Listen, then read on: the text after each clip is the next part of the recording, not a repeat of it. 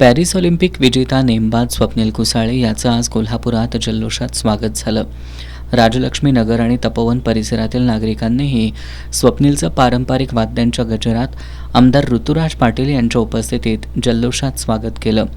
यावेळी माजी नगरसेविका दीपा मगदूम, दिग्विजय मगदूम, रोहिणी साळुंखे, दत्ता बामणे, कुणाल सावंत, मंदार रेळेकर, मधुकर सुतार, अवधूत वाली, रुपेश वडियार, रोहित गाडीवड्ड यांच्यासह नागरिक मोठ्या संख्येनं उपस्थित होते.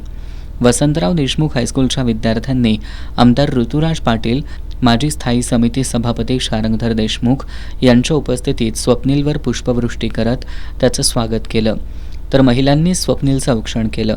आमदार ऋतुराज पाटील, माजी स्थायी समिती सभापती शारंगधर देशमुख, गुरुप्रसाद जोशी, आनंदा पाटणकर, किरण पाटील, संदीप मगदूम, सिद्धार्थ देशमुख, भूषण मिठारी, सूरज देशमुख यांच्या उपस्थितीत निघालेल्या मिरवणुकीदरम्यान स्वप्नीलनं नागरिकांच्या अभिनंदनाचा स्वीकार केला.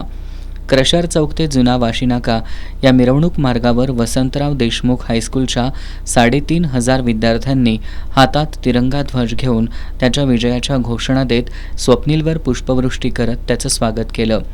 क्रशर चौकापासून निघालेल्या या मिरवणुकीची जुना वाशीनाका इथं सांगता झाली. या मिरवणुकीत विद्यार्थी, क्रीडाप्रेमी आणि स्थानिक नागरिक मोठ्या संख्येनं सहभागी झाले होते.